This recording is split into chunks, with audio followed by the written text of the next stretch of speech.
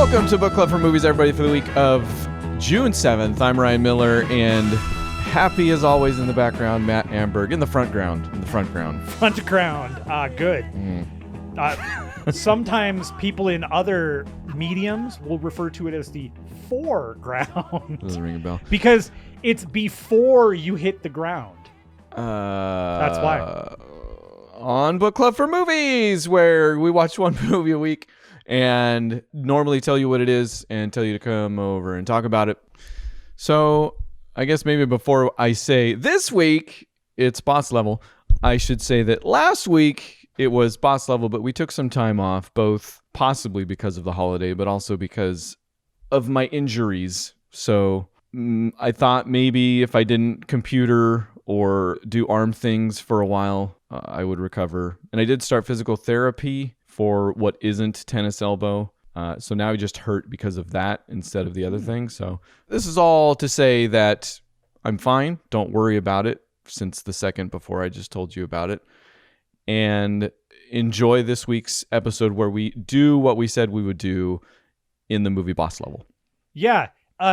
You're like, hey, viewers, don't worry about me while I'm sitting here looking at this grotesque thing that's going on with your arm. I don't know. You've got something on it. It may be gangrenous. It's visible from every angle. Yeah. It looks like your arm opened up, and just your arm opened up the Ark of the Covenant. And it's like, it's weird. Speaking of it, so I'm still doing my scrubs, and I got to the episode where you've got Deadpool arm. Is that a Scrubs? No, but you have Deadpool arm. Oh. Although Ryan Reynolds does show up in a single episode of Scrubs. Does he? Yeah. Oh, man. I've already got Richard Kind in season 2. And Richard Kind is recurring. He pops up again a couple of times, and he's beautiful. Great. No, but the Ark of the Covenant moment where it's a JD and... Turk? No, I have the hardest time remembering the nurse's name. Carla. She's Dominican, by the way. She starts to talk about something, and JD's like, no, we're friends, you can open up to me. And she's like, are you sure? And he's like, yeah. And then it's the Ark of the Covenant. Yeah, it's pretty great. So come back for TVBB in what can only be 4 months-ish from now, where we do some more on Scrubs. This week we are doing boss level. It is a movie, and Matt has written a synopsis. I say hopefully. I have done it. You've never let me down. I don't know why I even doubt for a second. I have never let you down, but I have also never brought you up. The Gilpin Collective proudly presents Boss Level, coming at you an hour and 34 minutes. Written by Chris and Eddie Borey and Joe Carnahan. Directed by Joe Carnahan. Starring Frank Grillo, Mel Gibson, Naomi Watts, Michelle Yeoh, Will Sasso, Selena Lowe. Here is your Book Club for Movies / Gilpin Collective synopsis 4. Betty Gilpin's not in this. You had me go. It has been over a week since I've watched it. Now I'm terrified that I didn't see her in something. I mean, she's not in this movie. Background character. You don't know. She might have produced it. We can't tell. Okay. All right. A former member of an elite Delta Force squad is stuck in a loop on the day of his death, forcing him to try and avoid the various assassins who constantly manage to find new ways to kill him. All right. So obviously another Groundhog Day. This was the elevator pitch for the movie. Groundhog Day action movie, which I guess, what was the Sandberg one? Palm Springs? Palm Springs, right. Yeah. So that's a comedy. That's not an action. Yeah. So I guess this isn't another, but yet another take, it seems, on Groundhog Day that seems to be popping up lately. Although I don't even know if we can say this, because this movie sat on numerous shelves, it seems like, since 2012. Yeah, I guess. I can't figure out if it was filmed then or if they had the whole idea, it was scripted, ready to go, and just sitting, and then they finally filmed it. I don't know.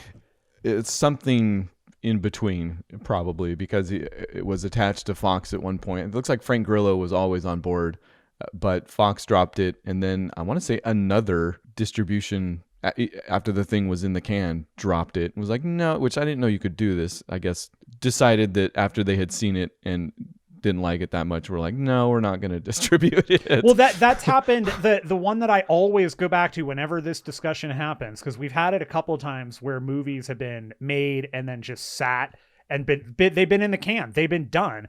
The one that I always go back to is Cabin in the Woods. That movie had been done for like 5 years or something, and they didn't want to release it. And then it totally came about because I feel like it was Abrams was a producer maybe, but it's got Chris Hemsworth in it, and he had just hit big with Thor, and they were like, oh, get this out, go.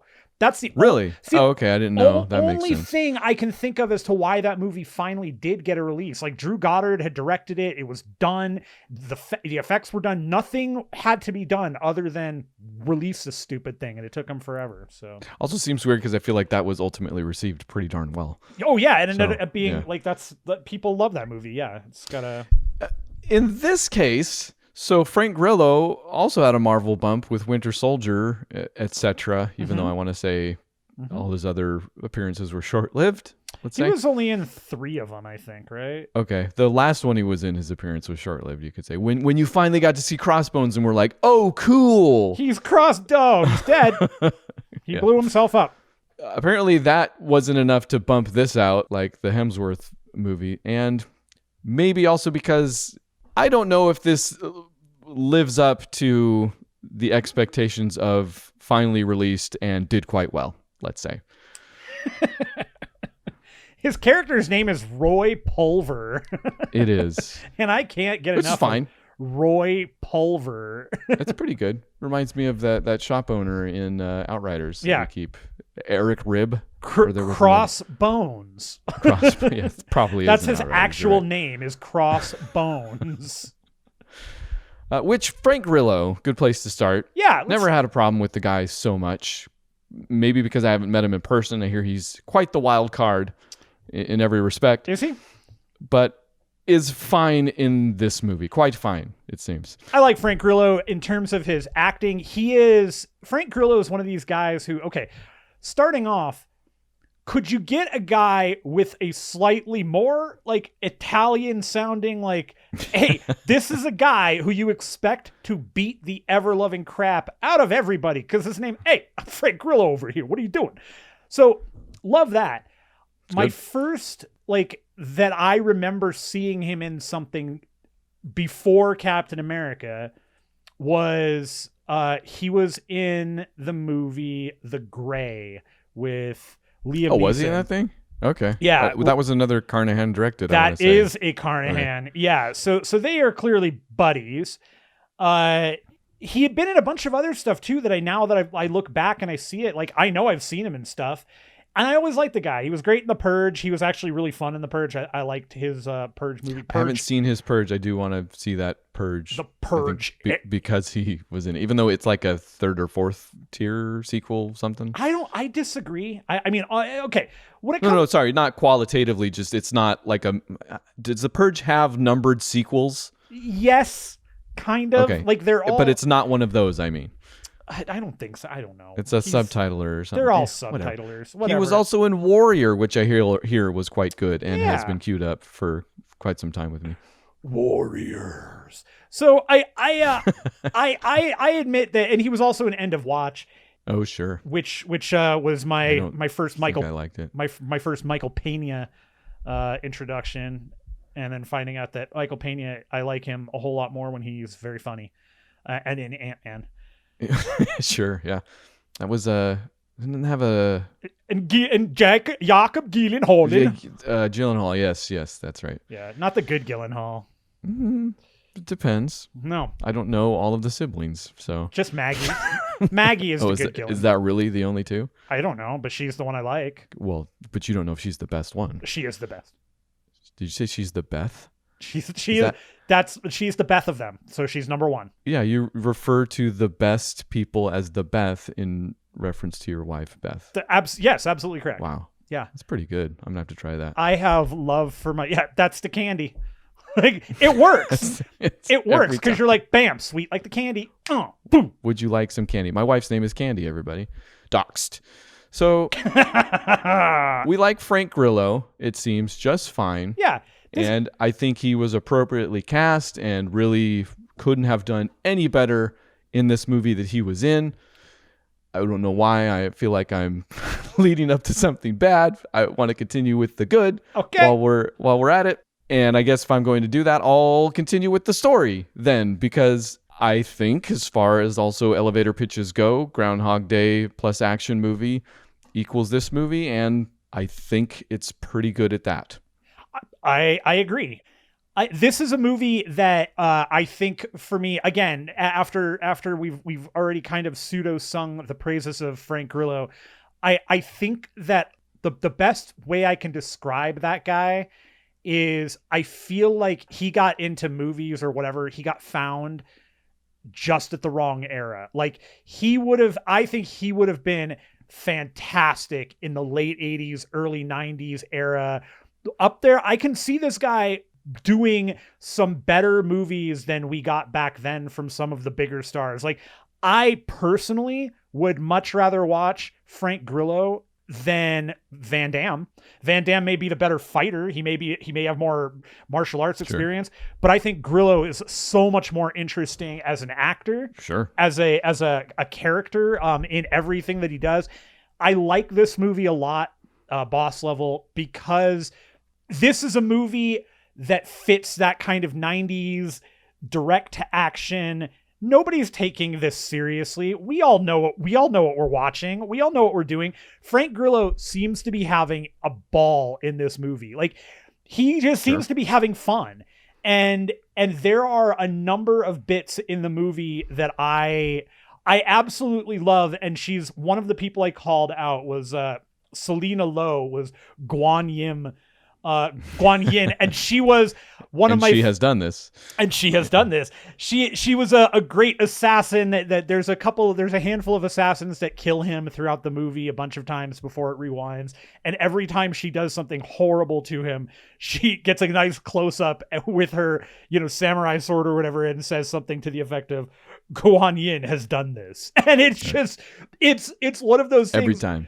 And every time he wakes up, there's just something about it. I don't know. I knew it was a setup though too at the beginning. I'm like, oh, that's coming back at some point. Oh, definitely, yeah. Because it's so over the top too. Which, I guess when I say that this is Groundhog Day plus action movie, and they've done it, but they kind of fine tune that to I've never got past this point in the day. I mean, you'll hear video games is somewhere in the marketing over and over and over again, and I feel like they either took that from that, or that's kind of the tweak that they've taken some common tropes where I've never gotten past level 3 or whatever it is. Yeah. He's like, I've never gotten past this point in the day. He tries to do things a different way. He's trying to figure out the puzzle, how to attack this in the correct way so he can get to, I guess at first there's no real goal other than to get out of the loop. I mean, that's right. I mean, yes, to figure it out. The assumptive loop is get out of this, or the assumptive. Actually, it might just be to survive because they keep trying to kill him.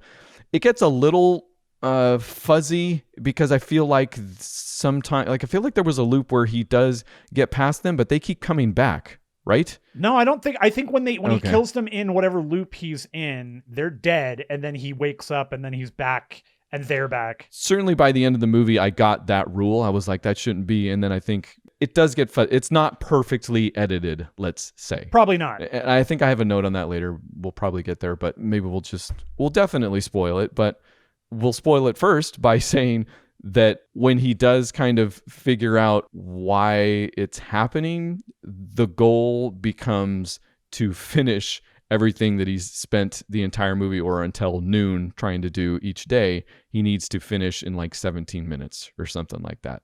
And it steps it up for the third act. That's actually pretty great. The third act came together, man. For all of this movie for sure.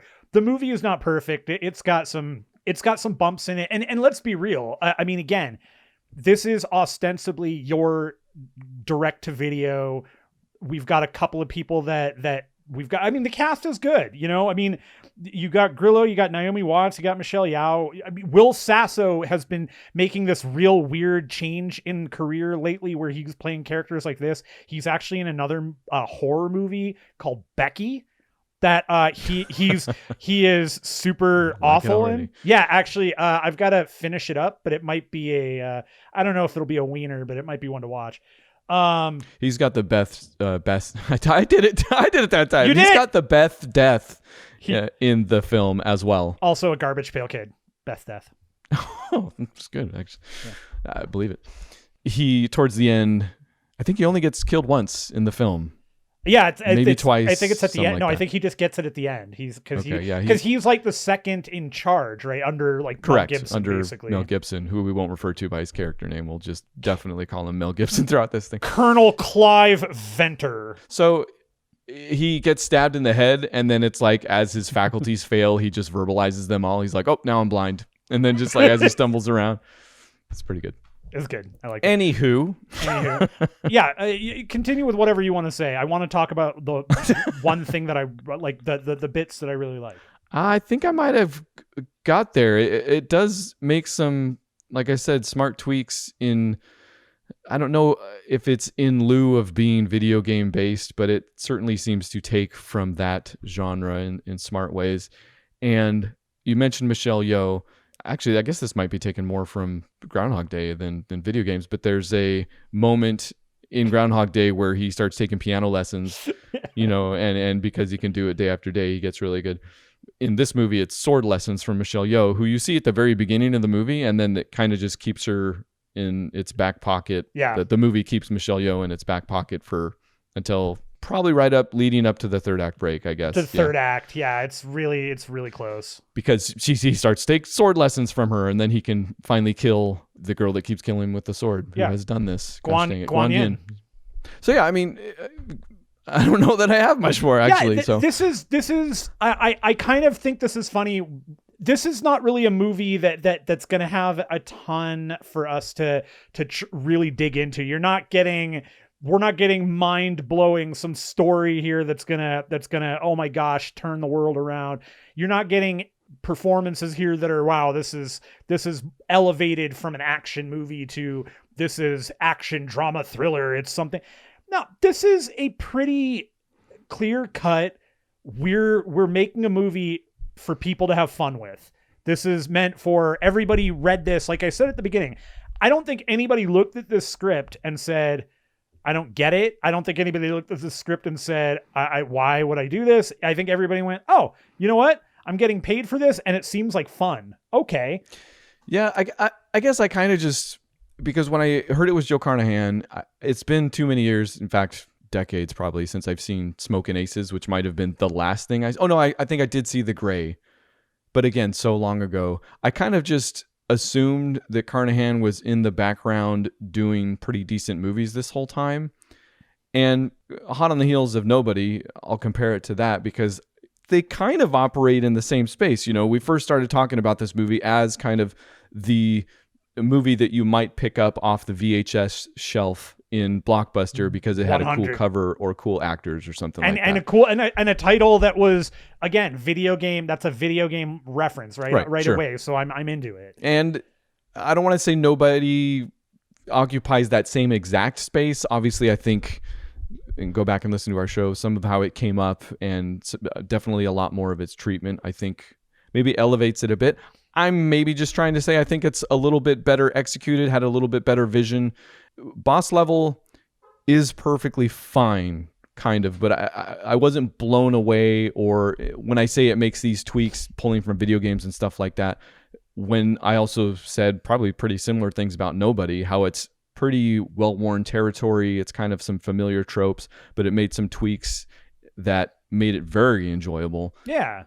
I don't think Boss Level has that necessarily. I don't think it's a complete cash-in or anything, or I don't think it was made without any love or kind of just flopped out there, or however you want to put it, but sure, it's not as good, I guess. Whatever. No. I mean, and I can fully say in agreement with you, but I think Nobody is something that I will definitely watch again. Whereas, will I watch Boss Level again? Maybe, no. but not likely. If they make a sequel to it, yeah, I will definitely watch it. I will absolutely have no problem watching a sequel to this movie at all. So maybe what I'm getting towards is why that is. So the bad parts necessarily. I don't think the chemistry and also character work and just writing between Grillo's character and Naomi Watts, who is the love interest. It's his, I guess, ex-wife, or they're separated, but they have a kid, and the kid doesn't know he's his dad. So kind of that thing. I believe he was married to his job because he's ex-special forces, of course, to some extent. So I think a lot of that's supposed to get you through it. He's supposed to be doing a lot of what he's supposed to be doing for her. I guess maybe it's actually more for the kid, who is actually his real life kid. Right. So that might be why that chemistry does work, I think. But I didn't get it between him and her. Honestly. I don't know if it's me or what, but Naomi Watts is, I mean, she's good, but she is also pretty hit or miss for me. I don't know. Yeah, but you're right. The chemistry between those two it's like they were not on the same set or didn't spend much time together at all. Didn't get it. Yeah, didn't get the feeling really. So that's maybe one of the reasons also why it doesn't work as well as Nobody for me. Also, I think towards the third act, while that is my favorite part of the movie, I think it starts tying stuff up and it does escalate it by, I got to get this done in 17. Okay, we're going to spoil it for sure now. Basically, he finds out that his wife was murdered at some point, but he finds out that she was murdered 17 minutes after the loop starts or something like that. I don't even remember the exact time. Do you? I don't know. Okay. But Whereas for the entirety of the movie, he's taking up until the afternoon to get as far as he can. Now he has to do all of that, figure out a way to kill all of the people that are after him, which, by the way, if it's not just Guan Yin, it's like... There's like 6 of them. 6 or 7 of them, that are trying to kill him every single day. Will Sasso is one of them, too. Well, I feel like Will Sasso's... He hangs out with he's Mel Gibson most of the time. Yeah, he's the king of the assassins, brother. You're looking at cousin, friend. Annabelle Wallace as Alice, Sean McKinney as Dave. Oh, no, he's the tech nerd. Yeah, Guan Yin. Meadow Williams as Pam is another one that tries to kill him all the time. Gabriel Esmeralda, the chauffeur. No, okay, I'm just reading off the cast list now. There's a lot of people trying to kill him, and he has to figure out how to do that now within 17 minutes. And I think while I do like the third act, I think it if the editing fails at all throughout this, it fails the most there, because there was just, it tries to maintain a level of hectic, kinetic energy. Yeah, sure. And I think in so doing, sure, it might create something that's greater than the sum of its parts, but that thing might be just a little bit more confusing, or it comes off a little less tight or a little more sloppy than just a clever loss of time because so many things are coming at you at once. So it comes off more like a plot hole, or I don't know if it's a plot hole, but it feels like... It seems like even he's hiding some of the plot holes behind some of these quick edits.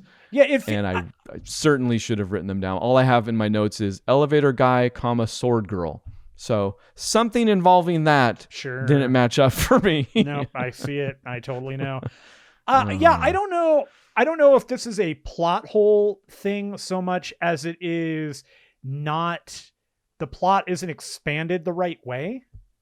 It feels like in the editing, there were hunks of this movie lopped off that probably shouldn't have been, Could have been. I mean, so the most of the movie, like, he doesn't find out actually what's going on until maybe the midway point.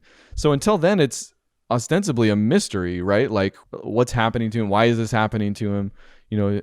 There is an aspect of that because we get some with the wife, and we know, there's little tidbits like, oh, what did she just do? She cuts off a lock of his hair. So we know there's something more going on, even if for him, it just seems he's trying to get through the day.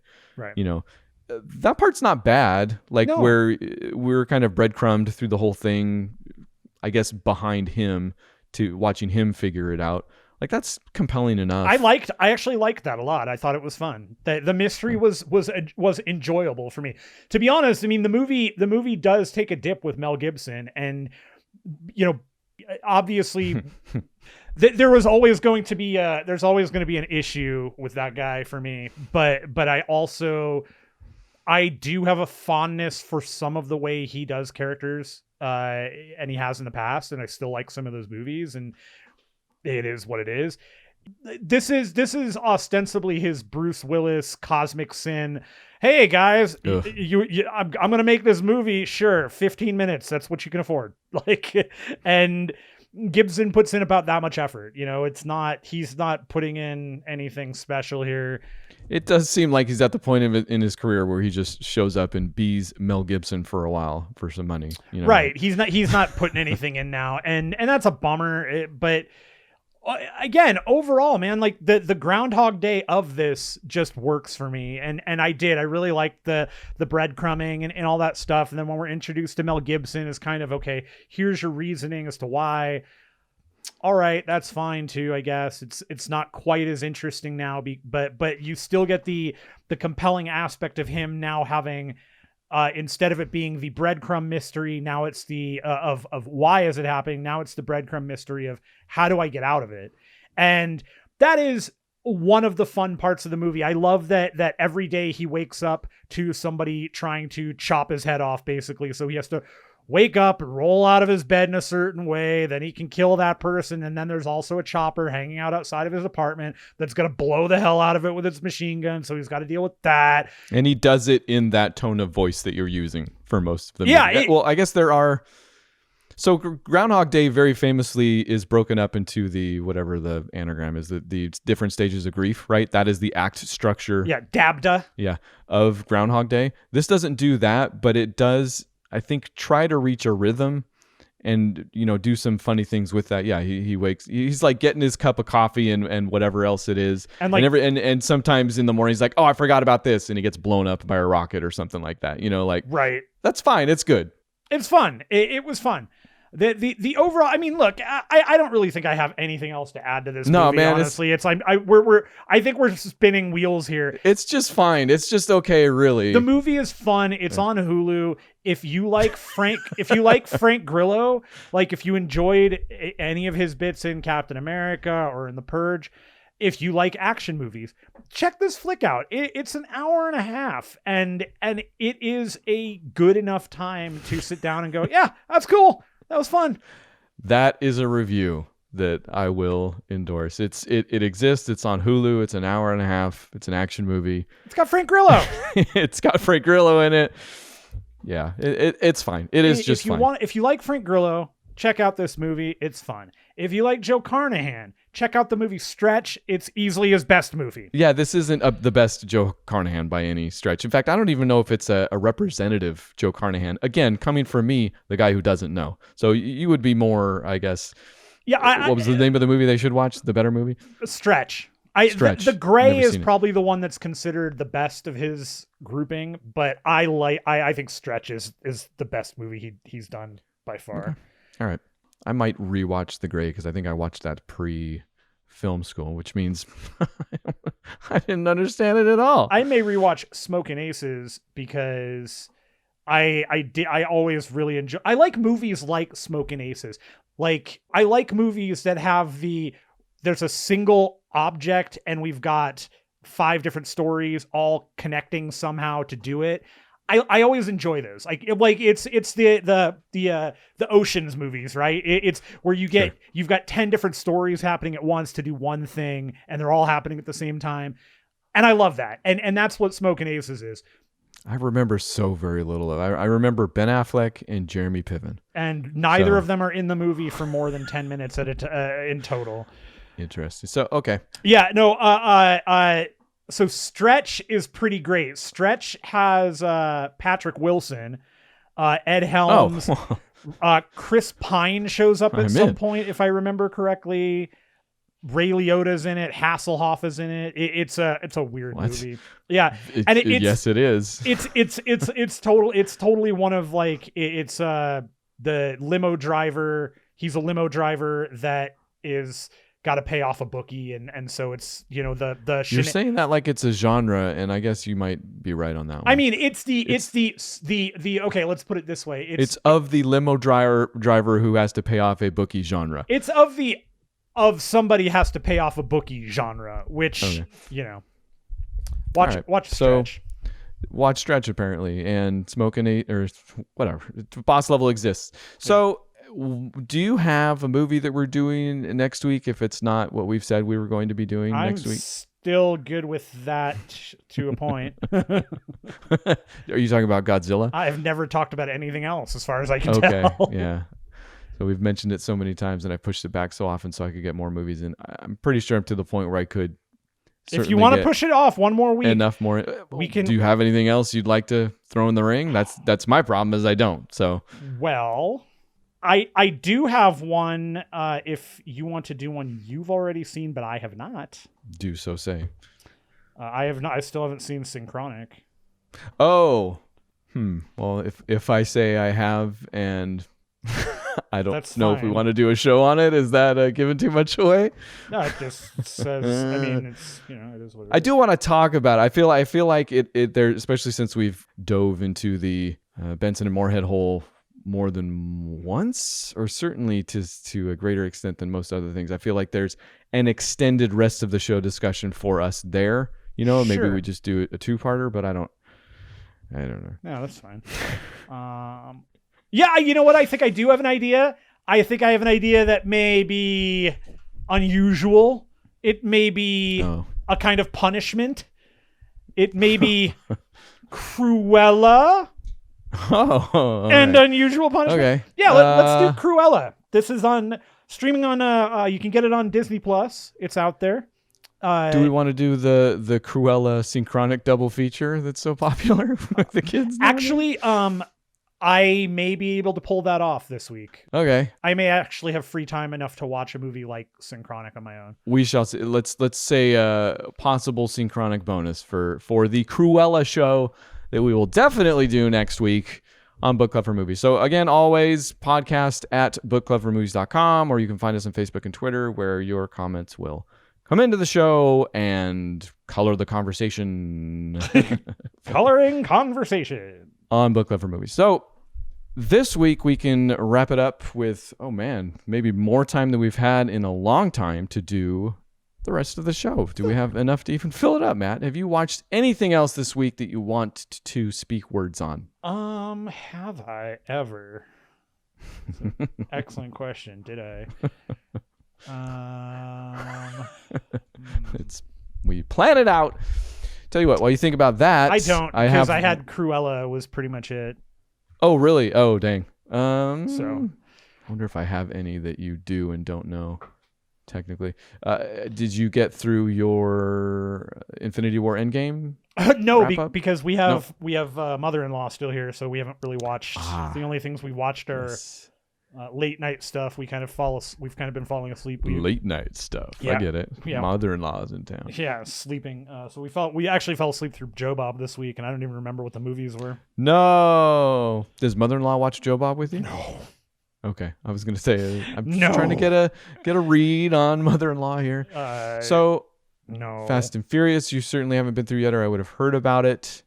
So okay, I'll tell you only about. I was hoping to get 2 more of my action movie list. Oh, which by the way, hey, this will fill some time. I said I'm working on some changes and some additions, not necessarily to the site, but to the way I do things. I'm trying to figure out how deep into details I want to go. I need to buff up our offerings, let's say, or buff up my own offerings, let's say, if I'm going to continue doing stuff I want to do. And one of the ways I'm going to do that is I hear about this website that the movie people love called Letterboxd. Are you on there somewhere? I think I have an account. I don't think I've ever. Okay. Never signed up. Wanted to, just haven't committed and taken the time. So I think that's one of the things I'm going to do. And I'm going to put my action movie list, my horribly incomplete action movie list, on that service, because I see you can make lists. I don't know. Again, I haven't even signed up yet, so I don't know. And I've watched another from that list. So soon you'll have it. Everyone will have it and can maybe read my poorly worded thoughts on these. But the next one I did Touch of Zen, which is another King Hu wuxia epic, I guess, and very strictly speaking epic, because it's like 3 hours long, which I guess is the longest one of any in that genre of all time. And I don't know if I mentioned this last time. I talked about what did I watch? Dragon Inn, and the first one, Come Drink With Me, was that these very much operate, I get the feeling, and again, I'm beginning my trip here, that these very much operate in the space of a Crouching Tiger, Hidden Dragon. Like that, when that movie came out, it was recalling these classics, sure, in a very modern way. A Touch of Zen might be even more that. Number one, because it looks gorgeous, like top to bottom. thing just looks, and I know there's Criterion restorations of all of these, so just find those. I think there might even be a 4K of this one out there. But just looks freaking gorgeous. Looks amazing. And operates in some really weird genre territory with haunted house stuff, because the story essentially is that this woman escapes capture, very similarly to Dragon Inn, actually. She escapes from like the court, from the ruling class or something like that, and because her family was bringing the corruption either of the eunuchs or the emperor to, actually it must have been the eunuchs, because they were bringing the corruption of this ruling eunuch to the attention of the emperor, so he wanted to kill everybody involved. And she escapes. He sends people after her. She ends up at this town where it turns out she has these two people that have been protecting her. The main, I guess, ish actor is one of the main martial artists from Dragon Inn. And in this movie has no action at all. He's like a strategist, and she meets up with him. They kind of fall in love, and it's kind of Home Alone-ish from then on out, where they set up all these traps. He puts all this up, and in between kind of these really fun haunted house tropes, we've got this, again, martial artistry, and it's more advanced even than Dragon Inn, which was the last one. So you can tell it's progressing in a lot of different ways. And I mean, when you make a 3-hour movie, I feel like it's a boss level move to some extent, because you're like, I can support this. It doesn't matter. I can at the very least have the funding to go on as long as I want. And I guess I looked up some of the history that it was released in parts, and the first parts didn't do well, and it was only after the fact, and they've been put together and blah, blah, blah, blah. So maybe he didn't, but it's a great, if long, example of this stuff with, again, elevated even more so martial artistry, filmmaking, visuals, like nice. Still really enjoying the run. That's awesome. Through these things. I wanted to have the Fate of Lee Khan ready to go too at the same time, but I did not. Yeah, man, you are well out of my knowledge zone, so that's awesome. I would say, I mean, if you're going, you can do this with the list, maybe pick one, because I have a lot of King Who's in there, and it's because I don't, it's where I have the least background in some of these, Sure. Some of the movies on the list I've seen before, but I put them in there because it's fun to see them in context. And again, it's horribly incomplete anyway. But I would say if you're going to watch a King Who to kind of get the idea of the time and the genre, I would still do Dragon Inn. So you don't start with the 3-hour epic. Yeah, don't start with the 3-hour epic.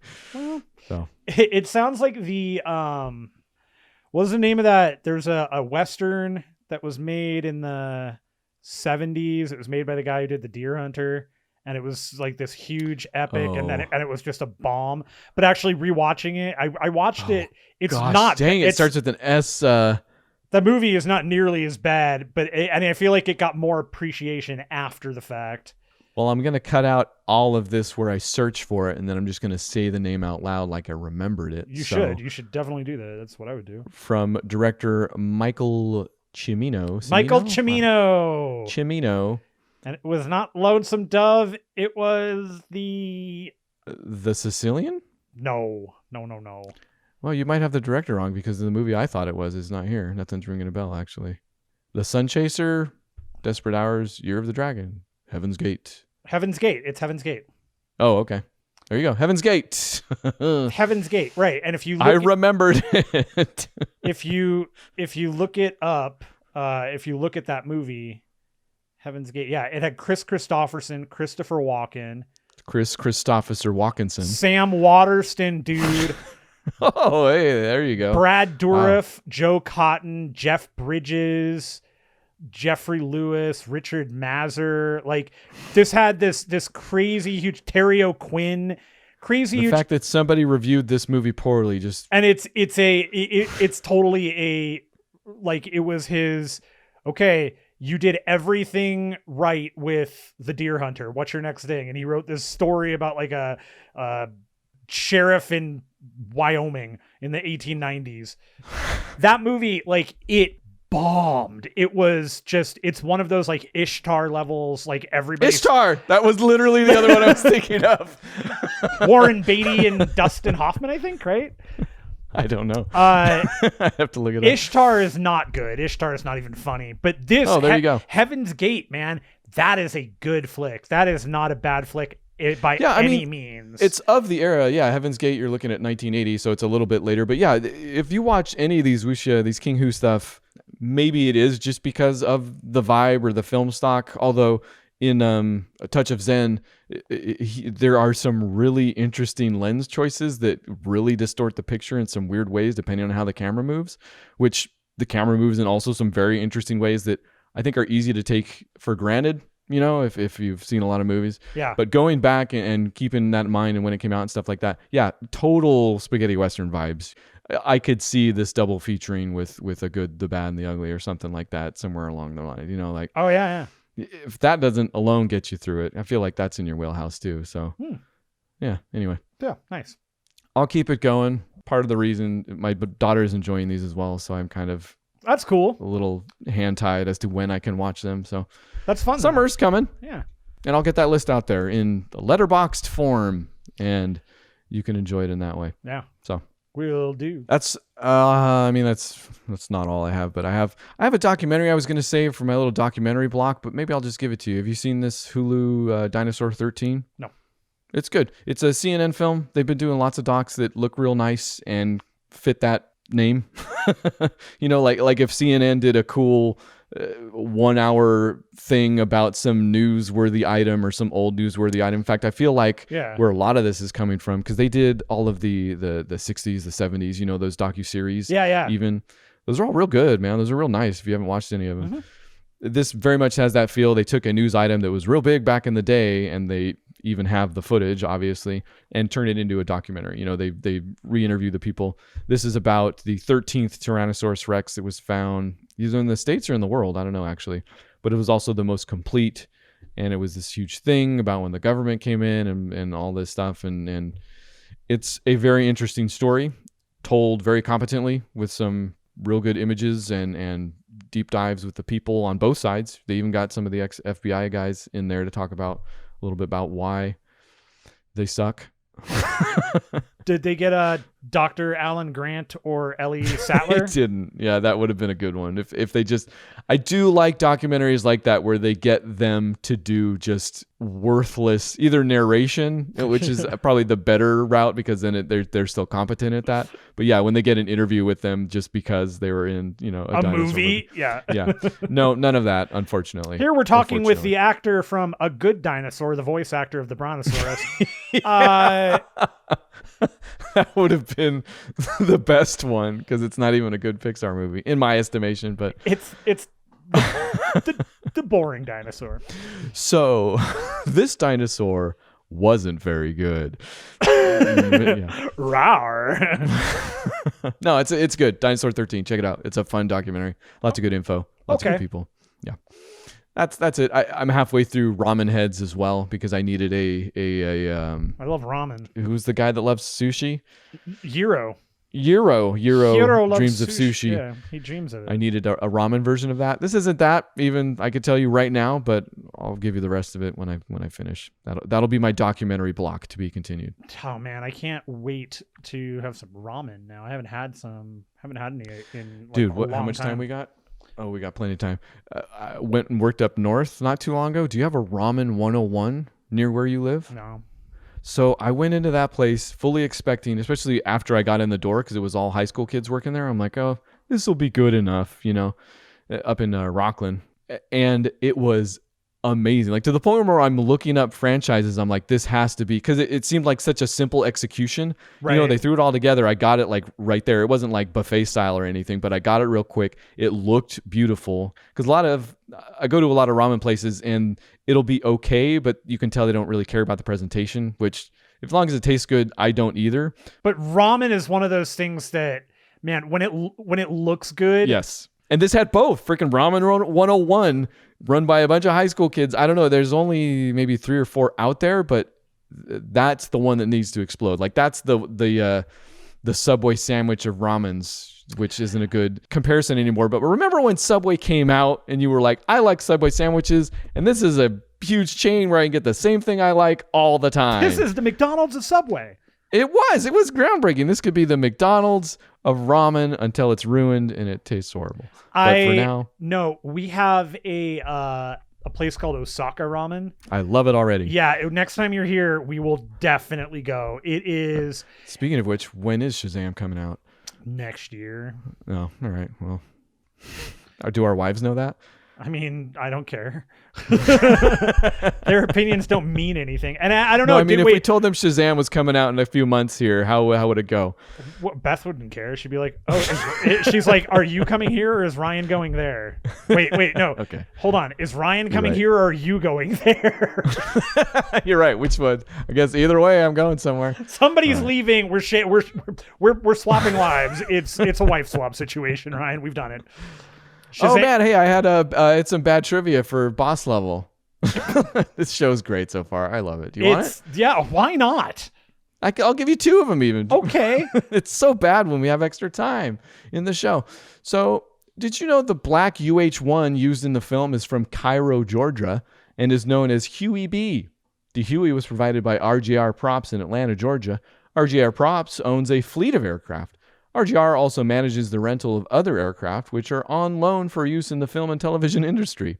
The Huey is maintained by its owner, located in Cairo, Georgia. The helicopter is transported on a custom trailer, and it can be seen at many events in a 200-mile radius and at events such as the annual Rattlesnake Roundup in Wiggum, Georgia. So big thanks to the owner, obviously, of RJR Props for visiting the IMDb trivia area here. I think that's quite obviously from him. I love that he maintains this prop, but it's not, and it's a pseudo working helicopter, but not a really, like you can't fly it. What's the point of having it? If it's not the old helicopter from the Miami Vice action show at Universal Studios, I don't want to hear about it. And the other one here is that the gun that Pam uses is a custom Walther PPK fitted with an SD-22 suppressor, supposedly formerly owned by Hitler. The gun even has the initials AH on the stock. No mention as to, like, this is trivia if that's real, right? If that was really a gun owned by Hitler. Yeah. I get no impression that that's what this is trying to say. Just that they're telling me that in the movie, this is what that gun was about, and now it's trivia. I have been trivialized. So you can have either one of those for your notebook. I will take the helicopter, I think. I'm honestly trying to cut down on all the Nazi imagery lately. Okay. You are really like the opposite of Mel Gibson in every way. I'm just not that guy. A Jewish fellow who doesn't want Nazi paraphernalia. I don't. And I have no intention on telling my wife to do anything that could be construed as rude or racist in a drunken manner. This is the best show we've ever done. So come back next week. Please come back and make sure you're liking and subscribing. And definitely, this is the episode where if you've not written a review for us, I hear those help. Please do it. Yeah, and we're desperately trying to put together clearly something. Honestly, I like how we've had extra time and this wasn't the thing I chose to talk about, but probably because I haven't told you yet and I don't like to sandbag you most of the time unless it's with movies. I love it when you do because I do it to you. But we might be doing more in that area so that we can be supported, because if we're not, I don't know if we can do this forever, let's say. So yeah, leave a review or else find the Patreon in a couple weeks here. Or else. We'll see. But in any event, come back next week. Not to say that we don't appreciate everyone everywhere all the time. If you listen to this at all, I still think you're amazing and I want to meet you in real life. Your family. We're Olive Garden, baby. So you're here, your family. I got you. So come back next week for another familial classic in a Cruella. And possibly Synchronic if you get the bonus. So that's next week. Podcast at bookclubformovies.com, Facebook and Twitter. And goodbye. Goodbye.